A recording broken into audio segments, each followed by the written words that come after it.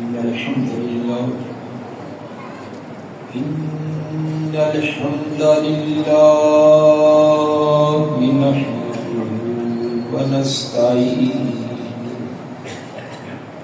نحمده ونستعينه ونستغفره ونعوذ بالله من شرور أنفسنا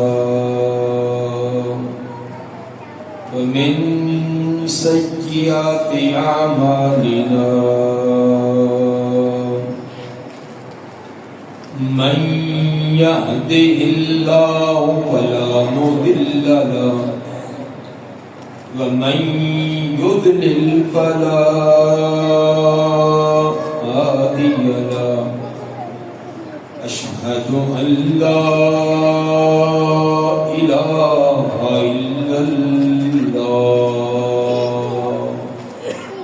وحده لا شريك له وأشهد أن محمدًا عبده ورسوله أما بعد فإن خير الحديث كتاب الله وخير الهدي هدي محمد صلى الله عليه وآله وسلم وشر الأمور محدثاتها وكل محدثة بدعة وكل بدعة ضلالة وكل ضلالة في النار. اللهم صل على محمد وعلى آل محمد كما صليت على إبراهيم وعلى آل إبراهيم إنك حميد مجيد. اللهم بارك على محمد وعلى آل محمد كما باركت على إبراهيم وعلى آل إبراهيم إنك حميد مجيد. أعوذ بالله السميع العليم من الشيطان الرجيم. أياما معدودات فمن كان منكم مريضا أو على سفر فعدة من أيام أخر وعلى الذين يطيقونه فدية طعام مسكين فمن تطوع خيرا فهو خير له وأن تصوموا خير لكم إن كنتم تعلمون. أياما معدودات. رمضان کے روزے یہ کہ لمبا چوڑا پیریڈ نہیں، گنتی کے ایام انگلیوں پر گنتے گنتے گزر جاتے ہیں. من کان منکم مریضا او علی سفر، یہ بھی تم پر کہ مشقت اور تنگی نہیں. جو بیمار ہو جائے روزہ رکھنے کی استطاعت نہیں رکھتا یا سفر درپیش آ جائے اور روزہ نہیں رکھنا چاہتا تو روزے کو چھوڑ بھی سکتا ہے، لیکن جتنے روزے اس نے چھوڑے ہوں گے فعدۃ من ایام اخر، باقی 11 مہینوں میں جب چاہے وہ چھوٹے ہوئے روزے رکھ کر اس کی گنتی پوری کر لے. وعلى الذين يطيقونه فدية طعام مسکین، البتہ وہ لوگ جن سے روزہ رکھنے کی صلاحیت سلب ہو گئی، اتنے کمزور، اتنے بوڑھے یا ایسے بیمار جن کے صحت یاب ہونے کی کوئی امید نہیں اور روزہ نہیں رکھ سکتے، وہ ہر روزے کے بدلے ایک مسکین کو کھانا کھلا دیا کریں۔ من تطوع خیرا فهو خیر اللہ، ایک مسکین کو کھانا کھلانا یہ تو لازمی فدیہ ہوا۔ اگر کوئی ایک کی بجائے 2-3 مسکینوں کو کھلا دے یا ایک مسکین کو کئی دن کھانا کھلا دے، یہ تو جتنا زیادہ نیکی کرتا جائے گا اجر پاتا ہی جائے گا۔ وَأَن تَصُومُوا خَيْرٌ لَكُمْ، جن کو روزہ چھوڑنے کی رخصت دی گئی، اگر وہ تھوڑی بہت تنگی ترشی برداشت کر کے روزہ رکھ لیں تو یہ ان کے لیے بہت ہی بہتر۔ ان کنتم تعلمون، یہ اسی وقت ہوگا جب تم روزے کے دنیاوی فوائد بھی اور اخروی فوائد بھی ان کو سمجھ لو، جان لو۔ سامعین حضرات، رمضان المبارک مہینہ بڑی تیز رفتاری سے گزرتا جا رہا ہے۔ دوسرا دھاکہ ختم ہونے کے قریب ہے، صرف ایک دھاکہ ہمارے پاس باقی ہے۔ جب وقت تنگ ہو، کم ہو، اس کی قدر و قیمت زیادہ ہوتی ہے، محنت اور مشقت بھی زیادہ ہی کرنی پڑتی ہے۔ جب ڈیٹ شیٹ آ جائے پھر طلباء بھی محنت دیکھنے والی ہوتی ہے۔ پہلی ساری سستیاں اور غفلتیں چھوڑ کر وہ اپنے دن رات پڑھائی یہ کر دیتے ہیں۔ شادی کے دن بالکل قریب آ چکے ہوں تو سب کو چھوڑا کر اس کی مصروفیت بہت زیادہ ہی کر دی جاتی ہے کہ تھوڑے وقت کے اندر زیادہ سے زیادہ ہم کام کر ہی لیں۔ اسی طرح اب رمضان کے دن تھوڑے رہ گئے ہیں، اس کے اندر ہمیں زیادہ سے زیادہ محنت کوشش کر کے کہ باقی گزرے ہوئے ایام میں کوئی غفلت اور سستی ہو گئی ہے وہ بھی کبھی پوری کرنا پڑے گی۔ آخری عشرہ یہ ہم نے کیسے گزارنا ہے، اس کے اندر بہت سارے کام جو خصوصی طور پر سر انجام دیے جاتے ہیں ان کے تذکرے آتے ہیں۔ تو آج کے خطبہ میں ایک تو گزشتہ جمعے کی تکمیل کرنی ہے کہ روزے دار کا ٹائم ٹیبل کیسا ہونا چاہیے، وہ اپنے وقت کو بہتر بنانے کے لیے کیسے مرتب اور مدون کرے، اور دوسرا اس کے بعد اس آنے والے عشرہ اس کے اندر کون کون سے کام ہم نے کرنے ہیں، ان میں سے صرف 2 کا مختصر طور پر تذکرہ کیا جائے گا۔ گزشتہ جمعہ روزے دار کا ٹائم ٹیبل سحری سے لے کر ظہر تک کا وقت بتلایا تھا کہ کس طرح ہم اس کام کو اگر مرتب اپنے کاموں کو کریں تو زیادہ بہتر فائدہ اٹھا سکتے ہیں۔ ظہر سے لے کر رات سونے تک ہم نے کیا کچھ کرنا ہے یہ بڑے ہی اختصار سے بیان کرنا ہے۔ ظہر کے بعد عصر تک اگر آپ قیلولہ کرنا چاہتے ہیں تو یہ مصنوع طریقہ ہے، ورنہ ہم نے تو پہلے صبح ہی 3-4 گھنٹے کا پیریڈ پورا کر ہی لیا ہوتا ہے۔ بہرحال ظہر کے بعد کچھ دیر آرام کرنا یہ مصنوع طریقہ ہے، اور ظہر اور عصر کے درمیان یہ وقت اگر آپ اپنے کاروبار میں، دکان میں، دفتر میں ہیں تو وہاں رہتے ہوئے بھی آپ تلاوت بھی، اذکار بھی، دیگر کام بھی کر سکتے ہیں۔ تو تو ان اوقات کو، ان لمحات کو قیمتی بنانے کی کوشش کریں۔ عصر کی اذان ہو تو فوراً آپ مسجد کا رخ کریں۔ فرضوں سے پہلے 4 رکعتوں کا تذکرہ آتا ہے، اگرچہ سنتیں غیر موقدہ ہے، لیکن نبی صلی اللہ علیہ وآلہ وسلم نے جو عصر کی نماز سے پہلے 4 رکعتیں سنت ادا کرے، اس کے لیے بڑی خصوصی دعا فرمائی ہے۔ ابو داؤد جامع ترمذی و سنن نسائی کی روایت ہے، آپ نے فرمایا کہ رحم اللہ عمران صلی قبل العصر 4، اس آدمی پر اللہ رحم و کرم فرمائے۔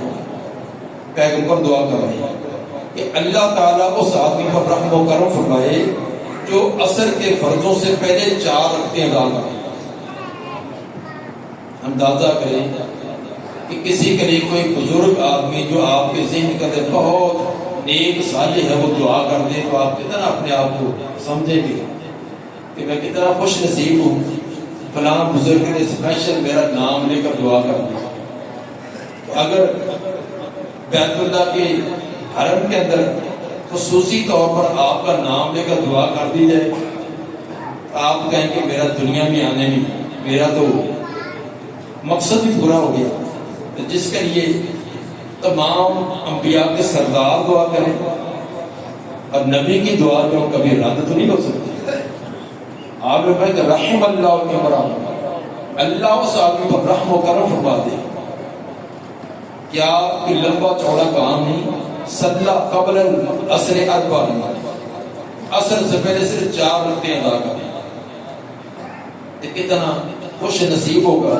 تو جس پر اللہ کا رحم ہو گیا، نبی کے دعا سے پیچھے رہ جائے، جس پر اللہ نے کرم کر دیا، اس کی دنیا بھی بن گئی، اس کی آخرت بھی بن گئی۔ اس لیے کوشش کریں کہ آگے پیچھے اگر ہم اتنے مصروف ہیں، ہمیں یہ موقع نہیں ملتا، تو کم از کم رمضان کے اندر جو دن گزر گئے وہ گزر گئے، جو باقی ہیں ان کے اندر کوشش کریں کہ عصر کی اذان سنتے فوراً مسجد میں پہنچے ہو یہ 4 رکعتیں ادا کریں۔ عصر کی نماز ادا کرنے کے بعد تو اسی طرح روٹین جیسے بتلائی تھی کہ ہر نماز کے بعد آپ نے خود اپنا ایک ٹائم ٹیبل میں شامل کرنا ہے کہ میں نے قرآن کا اتنا حصہ تلاوت کرنا ہے، تو ہر نماز کے بعد چند صفحات یا 10-15 منٹ جو آپ نے مقرر کی وہ تلاوت کریں۔ اس کے بعد یقینی طور پر افطاری کا انتظام کرنا ہوتا ہے، کوئی خرید و فروخت بھی کرنی ہے وہ آپ کر سکتے ہیں، کوئی ممانعت نہیں ہے۔ مستورات مائیں اور بہنیں انہوں نے تیاری کرنی ہوتی ہے، ان کا بھی زیادہ ٹائم عصر سے لے کر مغرب تک کچن کے اندر گزرتا ہے۔ لیکن ایک اضافی کام جو میں گزارش کروں گا وہ یہ ہے کہ کام ہم نے ہاتھ سے کرنا ہے، چلنا پاؤں سے ہے، تو زبان تو ہماری فارغ ہے، تو ایسے وقت کے اندر ہم فائدہ اٹھائیں۔ اگر کچن کے اندر بھی کوئی چیز کاٹ رہے ہیں، کوئی تل رہے ہیں، کوئی پکا رہے ہیں، تو ساتھ ساتھ ذکر بھی جاری ہو تو کیا ہی بات ہے۔ امام احمد رحمہ اللہ اپنے استاد امام شافعی رحمہ اللہ کی تیمارداری کے لیے گئے، کیونکہ امام شافعی کے استاد ہیں، اساتذہ کی قدر کرنی چاہیے، تیمارداری کرنی چاہیے۔ کھانا انہوں نے رات کا پیش کیا، امام احمد بن حنبل رحمہ اللہ نے جو عام ان کے روٹین کھانا کھانے کی اس سے کچھ زیادہ کھانا کھایا، اس لیے کہ کھانا بہت لذیذ تھا، جس کی وجہ سے وہ جو صبح تہجد کے لیے اٹھتے تھے اس ٹائم پر نہ اٹھ سکے، تھوڑا سا لیٹ اٹھے۔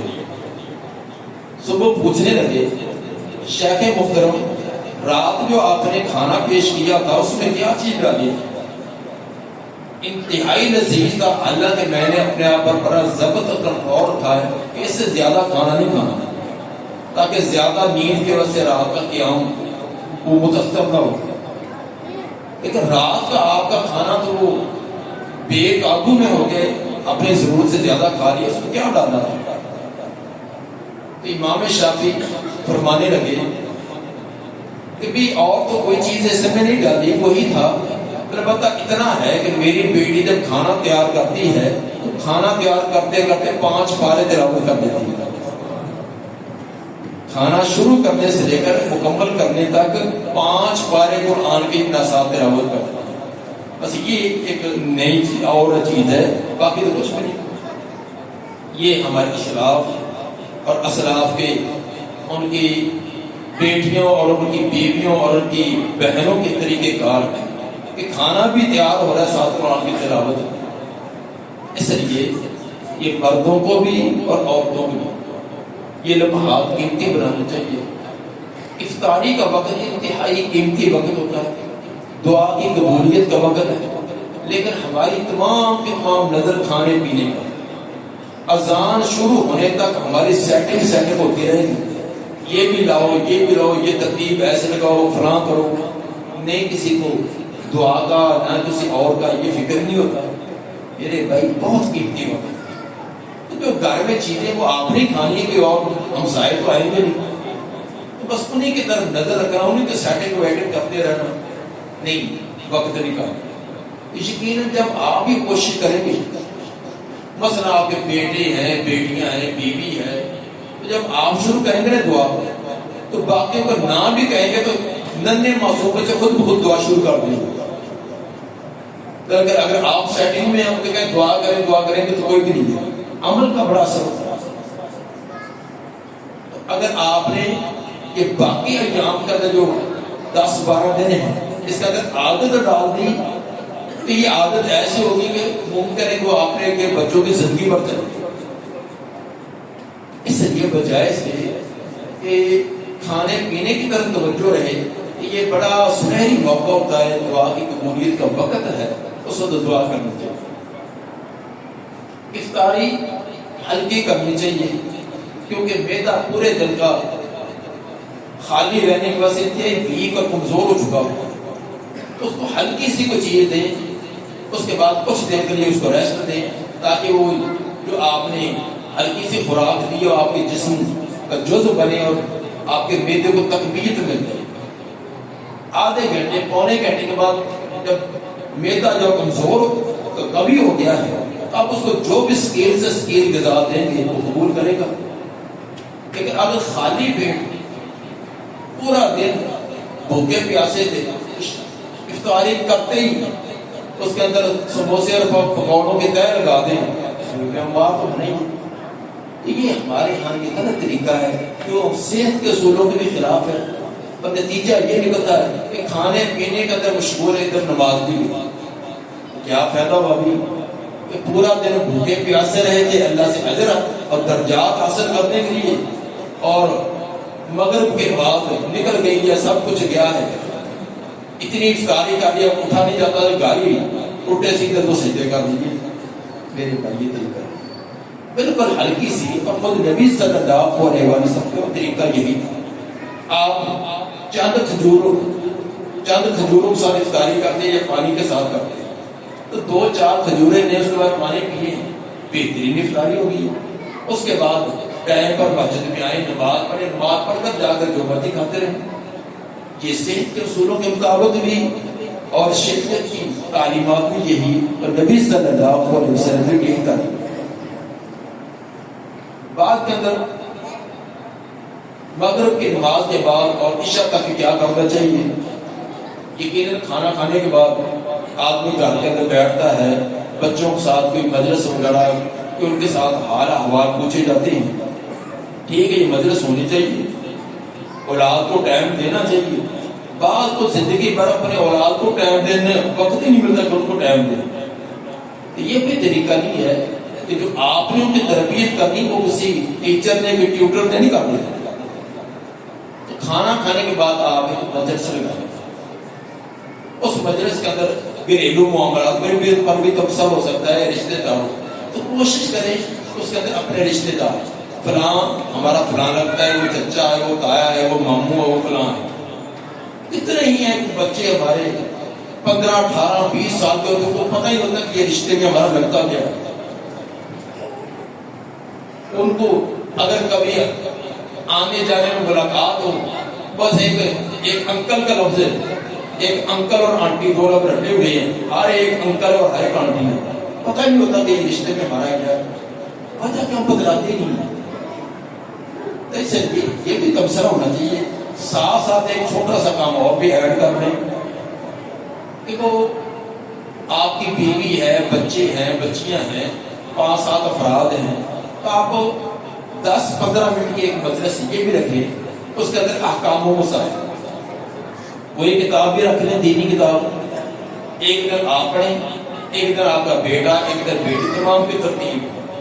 جب اس کے ذمے ہے کہ کل میں نے یہ 2 صفحات 3 صفحات پڑھنے ہیں، ایک تو آپ کا بیٹا بیٹی اس کو 3-4 مرتبہ پڑھ کر آئے لازمی طور پر، تاکہ تمام کے سامنے میری کوئی کمزوری ظاہر نہ ہو. 3-4 مرتبہ اس کو پڑھے گا، پھر تمام گھر کے افراد بیٹھ کر اس کو سنیں گے. یہ تربیت کا بہترین طریقہ ہے. اب اس مجلس کے اندر جو سنایا جائے گا وہ یہاں جمعے کے خطبے کے اندر سے زیادہ اثر ہو جائے گا. یہ تجربات کریں.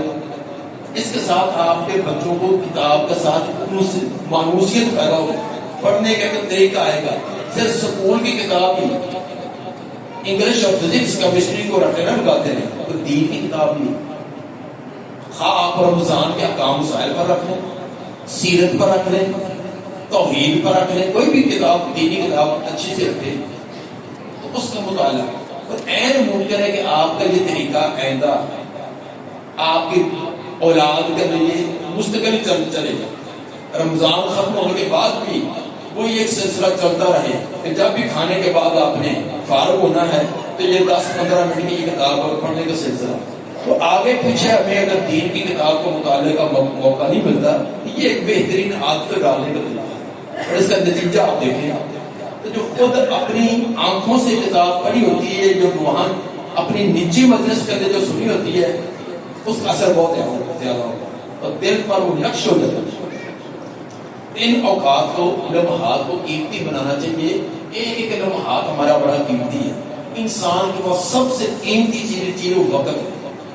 نہ اس کا کوئی بدل ہے، نہ اس کا کوئی کفارہ ہے. باقی ہر چیز کا کوئی بدل بھی ہو سکتا ہے، اس کا دوسری چیز بدل ہے، یا وہ ضائع ہو جائے، آگے پیچھے ہو جائے تو اس کا کوئی کفارہ ہو سکتا ہے، لیکن وقت کا کچھ نہیں. جتنی یہ قیمتی چیز ہے ہم اتنے اس کو ضائع کرنے کے عادی ہو چکے ہیں.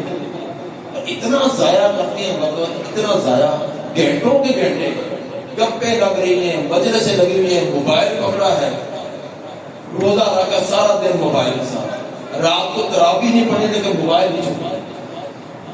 اگر پڑھ نہیں تو جا کر پھر بھی اس کو نا 1.5 دینا پڑ رہا ہے.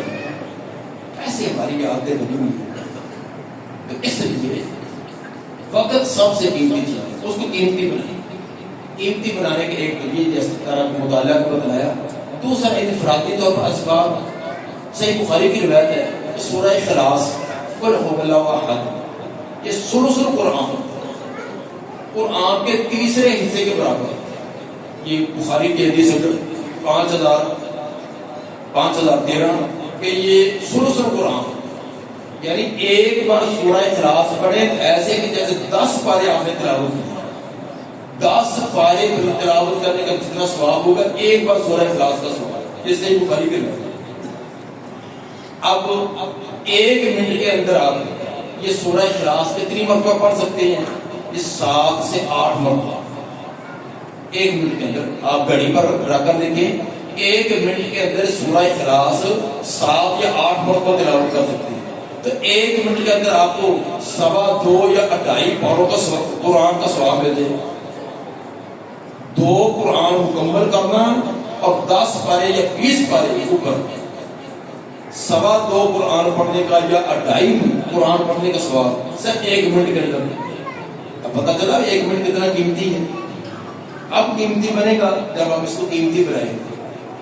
اسی طرح سے بخاری کی روایت حدیث نمبر 6404 نبی صلی اللہ علیہ وسلم فرمایا کہ جو آدمی 10 مرتبہ پڑھے لا الہ الا اللہ وحدہ لا شریک لہ لہ الملک و لہ الحمد یحیی و یمیت وہو علی کل شیء قدیر، 10 مرتبہ کیا ملے گا؟ 4 انعام. صحیح بخاری کی روایت. نمبر 1 10 غلام آزاد کرنے کا ثواب. 10 غلام، اور غلام بھی کون؟ من ولد اسماعیل، حضرت اسماعیل علیہ السلام کے خاندان اور نسل میں سے 10 غلام آزاد کرنے کا، 10 درجات غلام۔ دنیا کا ایک رینک بڑھانے کے لیے کتنی کوششیں ہوتی ہیں؟ جس کا 17واں رینک ہے اس کی پوری کوشش ہوتی ہے کہ میرا 18واں بن جائے، 18ویں والے کے 19 سے بن، لیکن یہ جو 10 مرتبہ پڑھے گا 10 درجات کتنے لمبے چوڑے ہوں گے، اور 10 گناہ ہوا، اور صبح سے لے کے شام تک شیطان سے محفوظ، شیطان کا اس پر کوئی بات نہیں ہوگا۔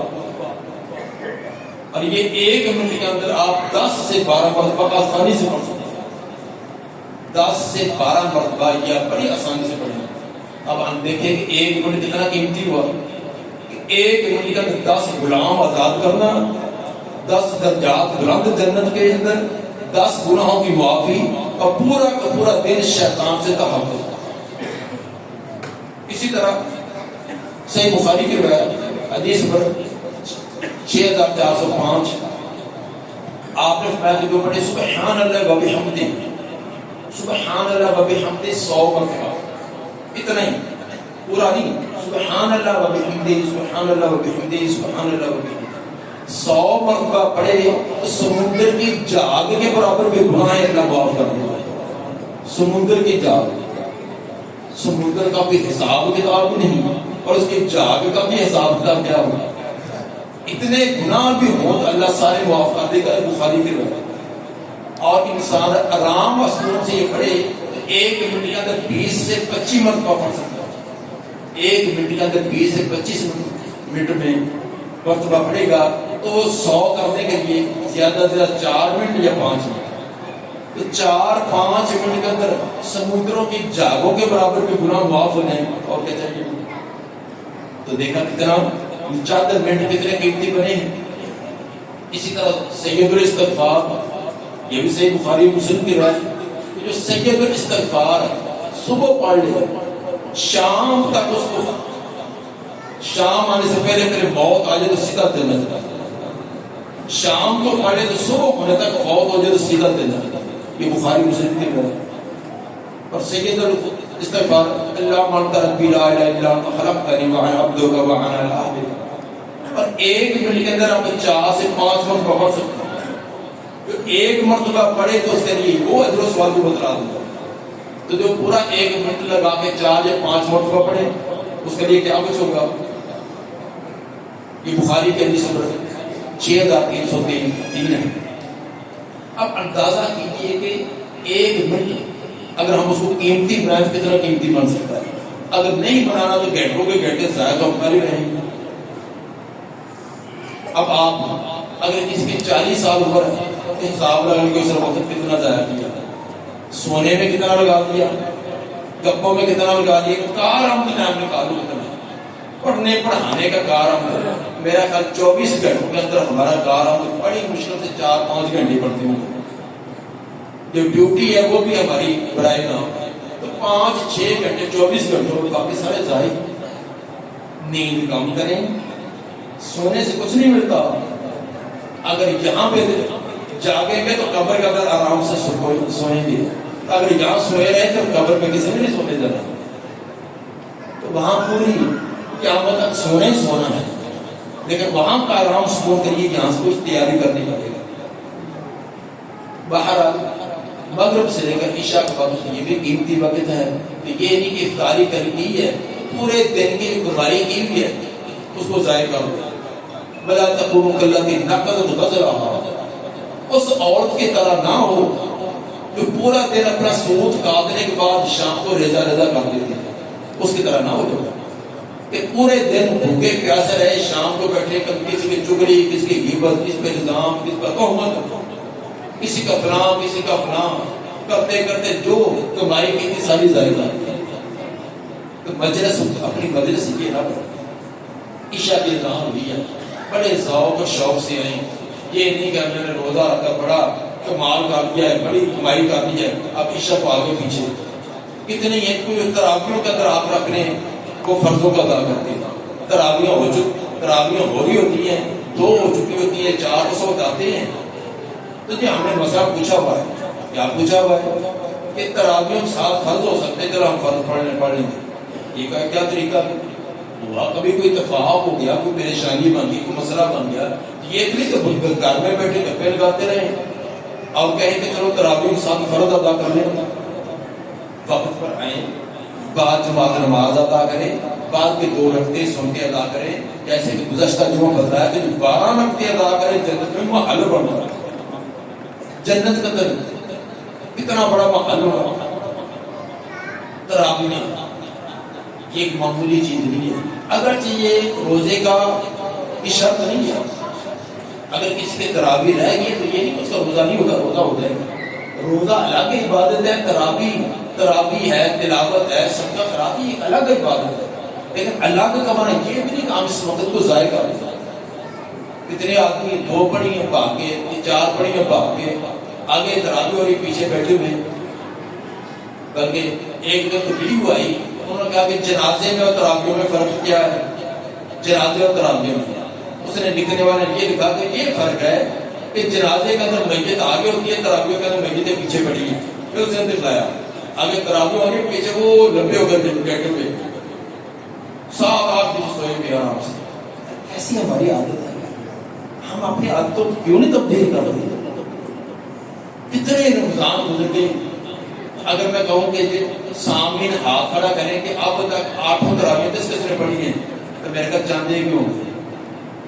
کوئی 4 پڑھ کے جا رہا ہے، کوئی 2 پڑھ کے جا رہا ہے. میں صبح پڑھوں گا. صبح اٹھنا اس وقت ہے جب سحری کا ہی وقت باقی ہوتا ہے. اس لیے مبارکات کو تھکاوٹیں ہوگی، پریشانی. یہ جنت ایسے سستی نہیں ہے کہ ایسے مسلمان لوگ آگے گزر جائیں گے. اس کے لیے محنت کوشش کرنی پڑے گی. آخری عشرہ یہ بہت قیمتی ہے. نبی صلی اللہ علیہ وسلم اس عشرے کے اندر ان 10 دنوں تک ایسی محنت کرتے. سیدہ عائشہ رضی اللہ تعالیٰ فرماتی ہیں یجتہدوا ما لا یجتہد فی غیرہ. ان 10 دنوں کا اندر آپ اتنی محنت، اتنی کوشش، اتنی تگ و دو نیکیوں میں کرتے، اتنی پورا سال کسی اور دنوں میں نہ پڑتے. یہ بخاری مسلم کی بات ہے. اس لیے جس پیغمبر کے اگلے پچھلے سارے گناہ معاف، ان کی تو محنت اتنی، جن کے اگلے پچھلے سارے گناہ معاف، وہ تو عبادت اور ریاضت کا اتنا کہ ان 10 دنوں کے اندر بہت زیادہ.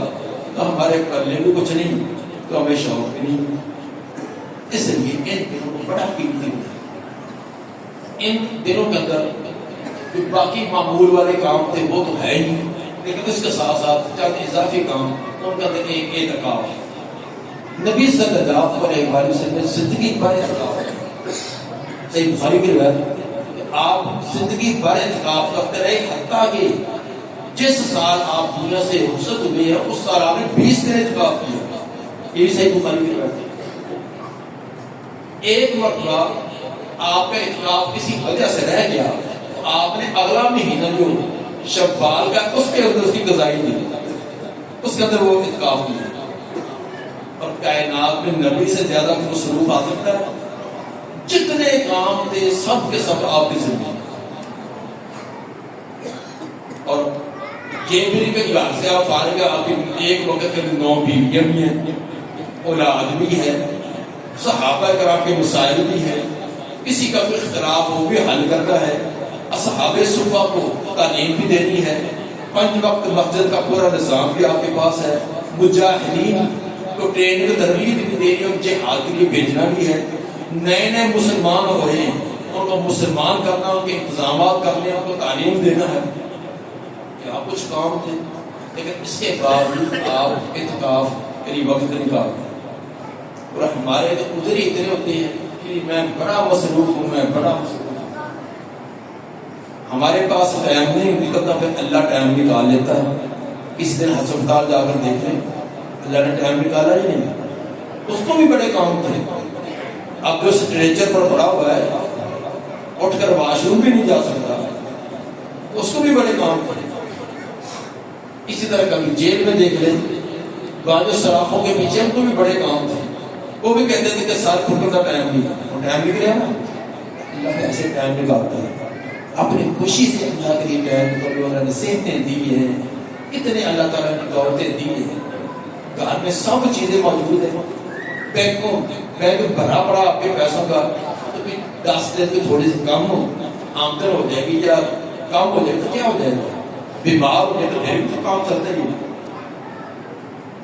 اعتکاف کے لیے لازمی ہے کہ مسجد میں قرآن نے فرمایا بلا تباشروہن وانتم عاکفون فی المساجد، مسجد کے علاوہ اعتکاف نہیں ہے۔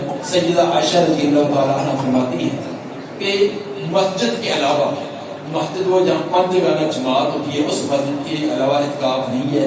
اور یہی فتویٰ یہ ابو داؤد کی روایت ہے حضرت عائشہ رضی اللہ تعالیٰ عنہ کا، اور مستدرک حاکم کے اندر حضرت علی رضی اللہ تعالیٰ عنہ کا بھی یہی فتویٰ ہے۔ اور امام نووی شرح سے مسلم میں فرماتے ہیں کہ مرد اور کا اعتکاف مسجد کے علاوہ کہیں جائز نہیں۔ امام نووی رحمہ اللہ نے انہی حدیثوں کے ساتھ نیچے شرح کرتے فرمایا، اس لیے اعتکاف مسجد میں ہے۔ ازواج مطہرات مسجد کے اندر اعتکاف بیٹھتی تھی، نبی کی زندگی کے اندر بھی اور نبی کی دنیا سے چلے جانے کے بعد بھی وہ مسجد میں اعتکاف کرتی تھی، صحیح بخاری کی روایت ہے۔ حالانکہ مسجد نبوی اور حجرات جو امہات المومنین کے حجرات ان کے درمیان فرق کتنا تھا؟ صرف دروازہ ہی تھا۔ جیسے یہ اور ساتھ والا آپ کا وہ حال ہے، صرف دروازہ ہے، دروازے سے ادھر پہنچ کے تو مسجد ہے، ادھر کے تو گھر ہے۔ اور گھر کی دیوار کتنی اونچی تھی کہ آدمی کی کالی کے برابر، آدمی کی کالی کے برابر دیوار تھی، اور دروازے بھی نہیں لگے ہوئے تھے، آگے ٹاٹ لٹکایا ہوا تھا، ٹاٹ آگے لٹکایا ہوا۔ تو مسجد کے اندر جو بھی قرات ہوتی، جو بھی مسئلہ ہوتا، گھر میں سنائی بھی دیتا تھا، لیکن اس کے باوجود انہوں نے اپنے گھر کے اندر اعتکاف نہیں کیا۔ حالانکہ گھر کے اندر سکون تھا، آرام تھا، تنہائی تھی، سب کچھ تھا، لیکن اس کے باوجود مسجد کے اندر اس لیے یہ بنانا، تو اس مسجد کا بھی انتظام کیا جاتا ہے، مردوں کے لیے بھی عورتوں کے لیے بھی اعتکاف کا، اور ان کی سحری کا افطاری کا بھی انتظام کیا جاتا ہے۔ تو جس نے کیونکہ 2 دن 3 دن باقی ہیں، تو جو بھی اس نیکی کا حصہ لینا چاہتا تو انتظامیہ سے پہلے رابطہ کر کے اپنا نام درج کروائے، یہ بہت بڑی نیکی کا کام ہے۔ ایک اور کام جس کے اندر ہماری سستی ہوتی ہے، ان آخری عشرے کے اندر لیلۃ القدر فضیلت آپ جانتے ہیں، وہ بتلانے کی ضرورت نہیں ہے، لیکن ہمارے ہاں جو عام عادت بنی ہے وہ ہم سب کے 27ویں لیلۃ القدر ہے، بس باقی ساری راتیں عام روٹین وائز، اور 27 کو پوری رات جاگنا، اور جاگنا بھی کیسے ہے؟ صرف جاگنا اور کچھ نہیں کرنا، چلتے پھرتے ہیں، چائے پی رہے ہیں، فلاں کھا رہے ہیں، عبادت نہیں ہے، چلنا پھرنا اپنے آپ کو 4 پہ بڑے ڈالو، یہ کوئی طریقہ نہیں ہے۔ صرف 27 لیلۃ القدر نہیں ہے، تمام رات 21 23 25 27 29 یہ سب کی سب راتیں جو لیلۃ القدر ہے، ان کے اندر کوئی ایک بھی رات ہو سکتی ہے، اور یہ بدلتی رہتی ہے۔ جن روایات کے اندر 27 کا تذکرہ ہے، بعض 21 کا بھی، بعض 23 کا بھی، اور صحابہ کرام سے وہ منقول ہے، انہوں نے فرمایا کہ یہ 21ویں کی وہ لیلۃ القدر تھی، کسی نے فرمایا 23ویں۔ جس صحابی کو جس سال جو لیلۃ القدر کی علامات سے محسوس ہوا پھر وہ بیان کیا، لیکن یہ نہیں کہ ہر سال ایک ہی پکی ٹھنڈی ہے تو باقی تمام سوئے رہے اور اسے ایک رات کو بیدار ہو کر کام سمجھے کہ ہم نے بہت ثواب کمایا۔ اس لیے 21 کو بھی، 23 کو بھی، 25 کو بھی، ان کو بھی بیدار رہے، لیکن بیدار رہنے کا مطلب یہ بھی نہیں ہے کہ آپ نے 1 منٹ سونا ہی نہیں ہے، ہم نے ہر طریقے اپنی طرف سے بنا رکھی، سونا کوئی منع نہیں ہے، انسان کی ضرورت ہے، سو سکتی ہیں آپ، مناسب ٹائم سو لیں، 2 گھنٹے سو لیں، 1.5 گھنٹہ سو لیں، تو اگر پوری رات سوئیں گے تو عبادت کیسے کریں گے؟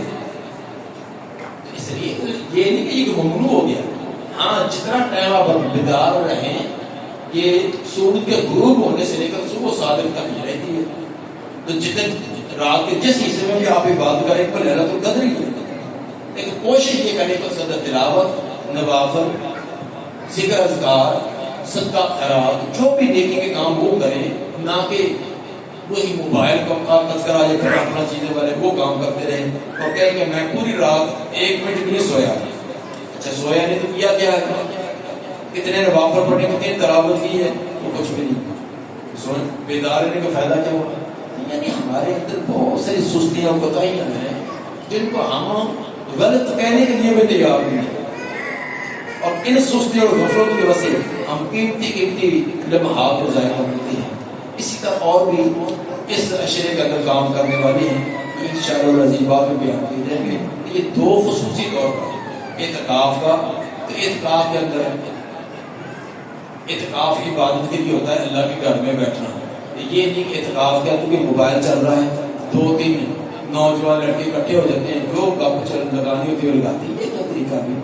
تو اس لیے یہ چھوٹے چھوٹے جو بال ہیں ان کو اجتناب کرنا چاہیے. سمجھدار ہیں وہ اعتکاف بیٹھے ہیں, جو اعتکاف کا مطلب سنتے ہیں تو زیادہ سے زیادہ کریں کہ آپ اعتکاف کا قرآن کی سب سے بڑی بات قرآن کی تلاوت. لیلۃ القدر کا شرف بھی قرآن کی وجہ سے, رمضان کا شرف بھی قرآن کی وجہ سے. تو قرآن کے ساتھ ہم تعلق نہیں جوڑتے, اس لیے زیادہ سے زیادہ کوشش کریں گے اپنے آپ پر لازم کرنے کی. میں نے 3 دنوں کے اندر ایک قرآن مکمل کیا کرنا ہے, تو 9 دن یا 10 دن کے اس کے اندر میں نے 3 قرآن مکمل کر لینے کی. اپنے آپ جب ٹارگیٹ متعین کیا ہو پھر انسان اس منزل تک پہنچنے کے لیے کوشش بھی کرتا ہے. یہ ہمارے کرنے والے کام اللہ تعالیٰ ہمیں کرنے کی توفیق عطا فرمائے. سبحان ربک رب العزت عما یصفون والسلام علی المرسلین.